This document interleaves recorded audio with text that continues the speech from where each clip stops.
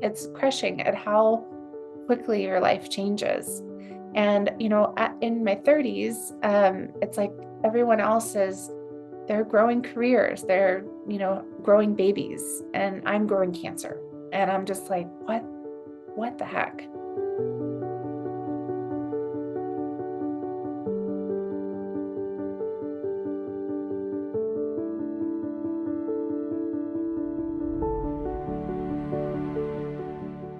My mind was full of it, and not just full of cancer, full of just worst case futures in my head.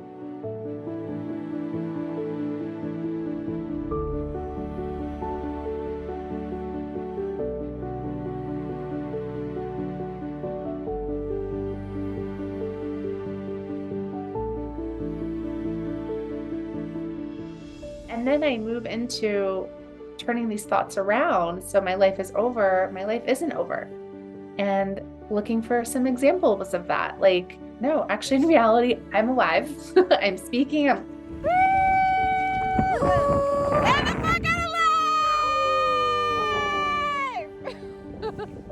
looking at this body. I'm moving. And then just I push you. Push her. I'm breathing. I'm eating. I'm digesting. I'm showering. I mean, it's like I'm alive. So my name is Bethany Webb, and I live in a small town just outside of Boulder, Colorado. And I love it so much out here. I'm pretty obsessed with nature and adventure when I can. So Colorado just offers so many options for that. Right now we're getting into ski season, which I'm so excited, and hiking out here and just nature walks, kayaking, paddleboarding. It's a new life for me out here. I love anything outdoors. I love movement, and I love life, whether it's this delicious cup of coffee and chatting with you, or sitting in the infusion chair last Friday for treatment. In my late 20s, I found my first lump. And, I am someone who at that time had a career as a yoga therapist, worked in wellness for many years, studied mindfulness, and ate organic. And I just consider myself a really healthy person. I have no family history of cancer, but I did find a lump in my breast, and I went and got it checked out, and it was just a swollen lymph node or a cyst, and it went away. And I had very dense breast tissue, and so I learned that was frequent. I had maybe 4 or 5 of those.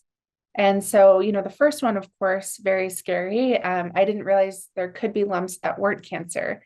And I realized that when you have dense breast tissue, it means it's lumpy. And over time, those lumps would change and work themselves out. So I just learned, how to monitor them, take them in. And so I felt like I was in a pretty good rhythm with it. And then flash forward to being 33, and I found another lump. And I decided not to get this one taken in and checked out by the experts. I didn't have health insurance at the time either. So I was working with Planned Parenthood and paying out of pocket for anything doctor related. So I wasn't very motivated to get that one checked out. So that was November of 2014 where I first found the lump. And I noticed that it did start to grow over time. And I talked myself out of it. I told myself that it was possibly a fibroedema, it's just another swollen cyst. Like, I'm so healthy. I don't have a family history. And it wasn't until, the following summer where I felt another lump in my armpit. And I'm like, that's different. So I first found that lump, didn't take it in. And then finally I did. Now, when I did, I was, consider myself such a natural person. Like, I would use nature to heal. Medicine was something I didn't believe in at the time, or it's very woo-woo, and kind of looked at like, oh, even if it was something serious, I wouldn't use Western medicine to heal me. Are you kidding? That's big pharma. And I had all these beliefs about it. So when I did decide to get that lump checked out, I actually went for thermography. And that is, it was with a naturopath. I was in Texas at the time. And I had used it in conjunction with ultrasounds prior to that time. So, and it always like the results matched. And so what I was told with thermography is that, oh, there's no radiation. So it's, healthier for your body. It detects cancer 6 years earlier than mammograms. It was just treated as kind of the better, healthier way to detect what's going on in your breast tissue. Those scans showed no signs of cancer in my breast or in the armpit. And so I was elated. And, the doctor gave me some homeopathic remedies, some other treatment options of just kind of flushing my lymphatic system and cleansing. But in my time working with him, in a matter of weeks, the lump started getting bigger.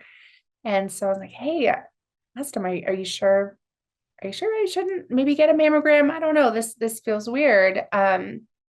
And we repeated thermography scans 2 more times. We did 2 more rounds, and again, no signs of cancer.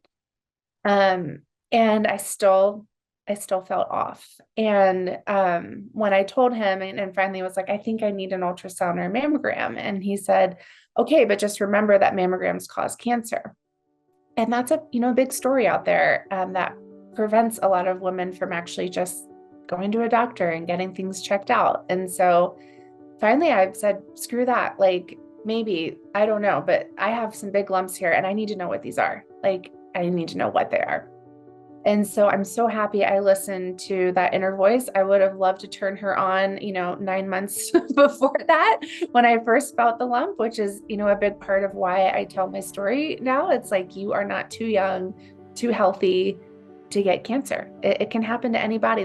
Cancer loves bodies, it just is looking for a place to grow and thrive. And so I actually kind of stormed out of that office, and I got in the car. I got my mom on the phone.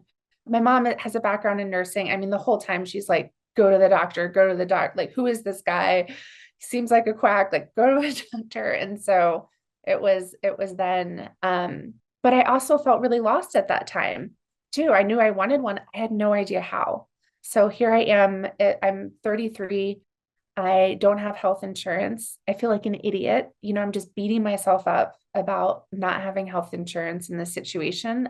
This was, in the beginning of Obamacare. And so health insurance for someone who is self-employed, a self-employed yoga therapist, was so expensive. I mean, it was like half my income for the month. And I just couldn't afford it. I did go then the route of an ultrasound and a mammogram, which showed very suspicious activity. I mean, by that point, like, the lumps were protruding, and in my breast, you could like see it coming out. And so, luckily, with the Affordable Care Act, I was able to get health insurance in the middle of the year because I had just moved. So yeah, I qualified for special enrollment, and it was just that this magical thing all coming together. So I was able to be insured. And then I had the biopsy. So the biopsy was funny too, because my insurance hadn't kicked in yet. And I could have waited a few weeks to get the biopsy, but I got a quote for it. I think it was like $825 or something. Cute naivety. I thought that was okay. Like, I can do that. That's worth my peace of mind right now. Honestly, like, I've just been in this already for weeks, and I just need to know what this is. And anyways, within that time period, it really started dawning on me, oh my God, this could be cancer. What if this is cancer? And my life is over. All my dreams are done. My relationships are over. This is going to absolutely crush my family. And I couldn't see like any kind of good or positive outcome in this situation. And I was just torturing myself for not getting things checked out sooner. So it's like thoughts like it's my fault. And I did something wrong to create this in some way. Obviously, I wasn't healthy enough or good enough or a good enough person. I had all this self-blame going on as well. And with my mind, like, just full of all of those beliefs, all those emotions, I mean, I just spiraled down and didn't want to leave my bed. My mind was full of it, and not just full of cancer, full of just worst case futures. in my head. And then I believed him, and then I went downhill. I wasn't motivated to do anything, and angry and rageful and just lost. And then I move into turning these thoughts around. So my life is over. My life isn't over. And looking for some examples of that. Like, no, actually, in reality, I'm alive. I'm speaking, I'm looking at this body, I'm moving, I'm breathing, I'm eating, I'm digesting, I'm showering. I mean, it's like I'm alive. By the time I had that biopsy, I was in like this awesome state of just gratitude and joy. And I'm like, you know what? I can be at peace either way. Like, of course, preference, no cancer. But either way, like I can do this. I can handle this. And so when I went in for the biopsy, it was so funny. The woman and the tech, the nurse, her name was Joy. And I just thought it was perfect. And she was so sweet. And I just watched her walk me through all the details and, put on the cozy socks. And, she had a warm blanket for me. And I'm just like, wow, there's so much kindness here. And the doctors came in, they explained everything and held up the giant needles that were going to be going in my body. And they're like, do you want to watch the procedure on the screen? And I was like, oh no, please put something over my eyes, and thank you. And so by the time I heard those words, you have cancer, I was a few weeks after my 34th birthday, and I was at home. I was sitting on the couch, watching TV. I had known the results could come in any time. So I was, while I say I could find peace with cancer, I was still stalking my phone like crazy. And my husband had just come home, and then I saw the number on the phone. That was the PCP's office. And it was just like, oh my God, this is it. This is it. Just heart rate goes up, and he's sitting next to me. And, you know, she was like so kind. And she said, I wanted to tell you as soon as possible. I know you've been waiting on the results, and, this is the part of my job I don't love. This is the hard part of my job. And they did find cancer. They found cancer in both the breast, and the lymph node. And hearing those words, it was just like time stopped. I mean, stopped. Like frozen in time. I think I could have described every nanosecond of like, my hand was sitting on the couch, the other one was on the phone. My husband at the time, like we had our foreheads touching, like just leaning over, and it was just like, we were just frozen. And then she went on to share, people get through this. Like I just had a patient who's, in her late 20s. She made it through. She just had her first baby. She's living, and I love that she was being a human on the phone with me, and very caring. And I still was like, are you really cancer? Like, this is cancer. And it just took, moments just to settle in. I was like, what? And all of a sudden we hung up the phone, and I looked at my husband. I was like, what do I do now? Like, what do we do? And then he just grabbed me and pulled me in, and we just started sobbing. And while that was like such an intense moment, it was also like I felt so much love in that moment too. And just we sobbed, and then I like stood up, and I was like, okay, all right, oh God, what this? And I got really hot, like my body like started sweating. I had to take my shirt off. I was just pacing, and then I'm looking down, and I'm like, that's cancer. Like, so yeah, like then it began, and that's then meeting with the breast surgeon, the oncologist, and getting more tests done. And my insurance kicked in finally, and that biopsy bill turned out to be $8,000 instead of $825. And it was this crash course, and holy, like, what the hell? Like, I mean, it was so much all at once, so much. And then just the emotions of like my life just changed forever. And it's also just hard crushing. It's crushing at how quickly your life changes. And, in my 30s, it's like everyone else is, they're growing careers, they're, growing babies, and I'm growing cancer. And I'm just like, what the heck? And so, gosh, within a month, I was starting chemotherapy. So that was my first line of treatment. Found, so they staged it at like a late stage 2, early 3. So there was a large mass in my breast, a few little satellite nodules, and then my left armpit had a tumor like the size, like 4.8 centimeters. That was the one that I felt.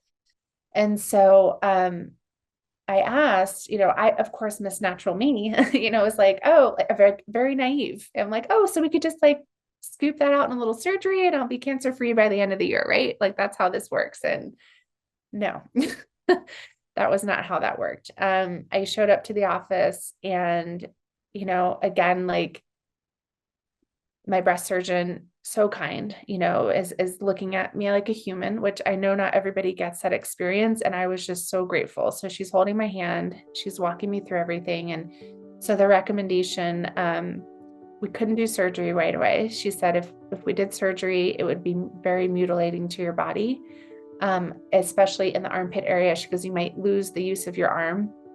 And so with that, I think we should recommend doing chemotherapy first, and if the goal of shrinking everything, and then being able to have a less invasive surgery. And that sounded like a great plan because I'm like, I love my arm. I very much would like to use it. So that was clear.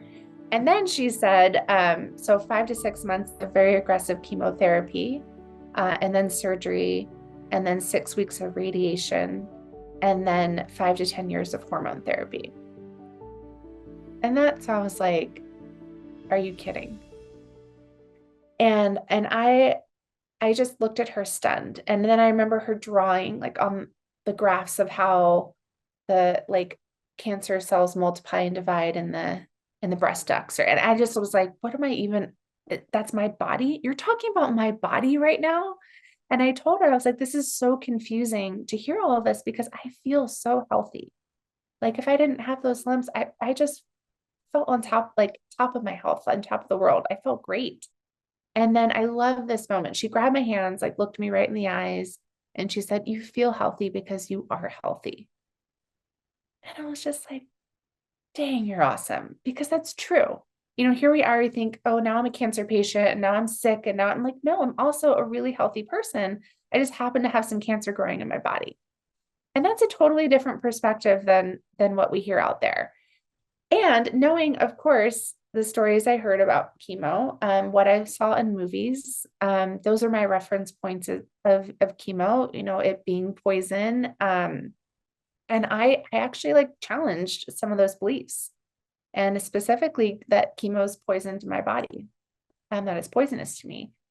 And I don't know, I found the opposite. Chemo is healing to my body when I took it through that process. And I just noticed, like, when I thought of it as poison, or I thought of it as like going to, when I imagine this future of, oh my God, you just read the side effects. It's terrifying. I'm young and healthy and strong. Like there's a lot of complementary natural ways like to support side effects. And I'm actually pretty excited to learn more about that stuff. So I started kind of blending the natural healing world with this Western medicine world. And then also looked at my other beliefs about Western medicine. You hear like, oh, big pharma's only in it for money, or doctors aren't human. They're just trying to make you sick. I mean, these were the things I was hearing at the time in the natural world. I laugh at a lot of it now, and maybe that's true in some cases, but I'm looking, my doctor's holding my hand and looking me in the eye and crying with me.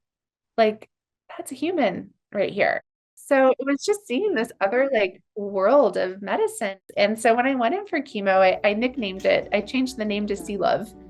Like, so I'd go in there and I'd get all plugged in with my port, and I'd see the kindness in the nurses. I'd make friends with my neighbors. I'd bring all, my movies or coloring books or whatever to like entertain myself. And I would have fun. Like, I don't know. It's like, so then there's this baseline of like, okay, here's this thing I'm going through. Like, how can I make it better and more fun? Because whether I like it or not, I'm going through it. So the first line of treatment was I had a hormone positive cancer, so ER positive. It loved estrogen. So my body was really good at making it, in my young 30s. So it was adriamycin and Cytoxan, so AC. Um, 4 treatments of that every other week. And that's known as like kind of the more aggressive, like go after it, really quickly. So a little bit more intense on the body. And then 12 weeks of Taxol. So that took me into finishing in March. There were some times where like my numbers were too low to be able to continue treatment. So I'd have to take a break and come back. So I loved my hair. Like my hair and my breasts were just, I considered my two best assets. Like I love them. My hair was touching my butt. It was long, curly mermaid hair. And so that was really emotional. And so I decided to throw a hair party for that reason. I had a friend, a yoga client who had a hair studio. And so he like opened it up on a Sunday. I brought friends and family in and we had a champagne and sushi. And it was just like, it was a really fun day and a special moment. And oh my God, I had so much hair come out. And I also was able to donate it. And I found an organization that makes wigs for young children who have been infected by cancer. And so I just thought, like, gosh, if I can't have this hair, like the thought of little kids running around playgrounds wearing it just made me like, it just made me smile. So I did that. And so it's funny. So I started chemo with a little pixie cut. And I really thought that I would bypass, any emotions about actually losing my hair. I was like, yeah, I got this. I started feeling like my scalp was really tender and I woke up at 6 a.m. I looked in the pillow and there were clumps of hair and I had heard about that. Like when I was starting to read books and I was like, oh God, okay, this is it. It's happening. Okay. Okay. We can do this. And like, I leave my husband in bed and I go to the shower where I thought you could like rub it out when it was wet in the shower. I had read that too.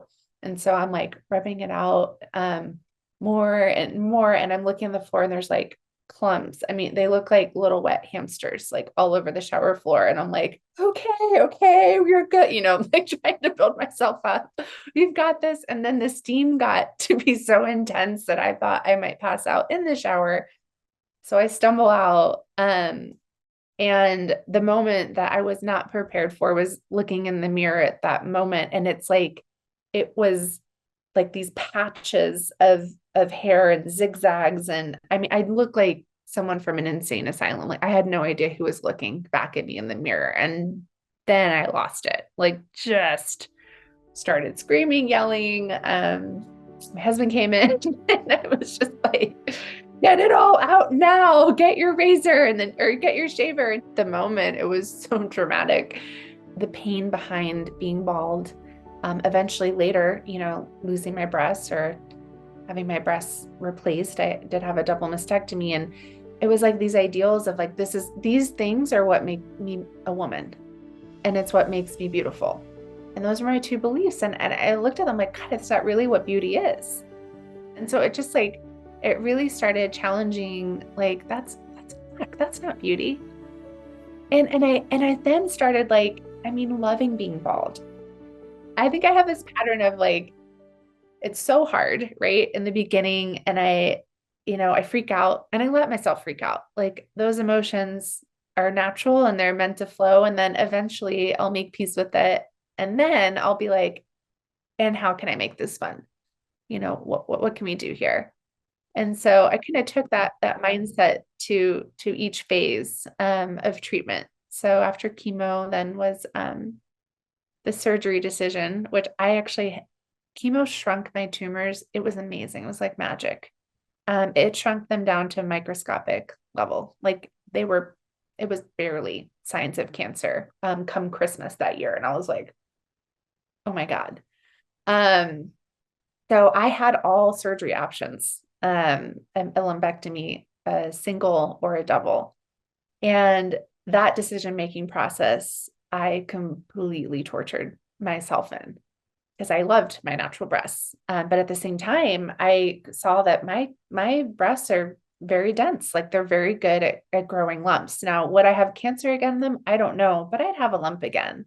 And that would mean I'd have to go through mammogram and ultrasound, biopsy, and just over and over. So, anyways, after torturing myself for a long time around the decision, I did choose a double mastectomy for my long-term peace of mind. And that felt good for me. I know it's like, it's always a personal decision. I mean, all of treatment really is. And so I don't, judge people for, it's like everyone's just doing what's right for them. And I'm really happy that I made that decision. So I had my double mastectomy and I had tissue expanders put in place. So those are like temporary breasts that go through radiation better than implants. They kind of hold their place better because when you go through radiation, your skin will tighten, and it shrink. Even the skin will shrink, and so it kind of helps hold them in place. So that was my cancer-free date, though, was that surgery. So it's like they cleaned out, they got clear margins. They removed some lymph nodes as well. And so I woke up to hearing that news. Oh, no, I didn't hear the news right away. I guess they had to do the biopsy results. I heard the news in the car with my mom. We were on our way to a park downtown to have lunch, and how doctor called and pulled over right away. And she said it actually was funny in a very sterile voice. She's like, and the pathology results came back and there is no evidence of disease. And I was like, I'm sorry, what? Like, what are you saying? Like, are you saying that, or is the cancer gone?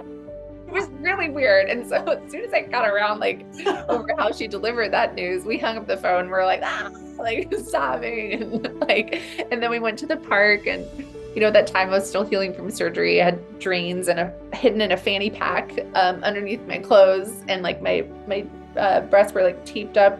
It was taped, literally a bra full of tape, holding everything together. But I'm sitting there like at this park in downtown Dallas eating pizza with my mom, just like, oh my God. It's like, it's exciting to get that news,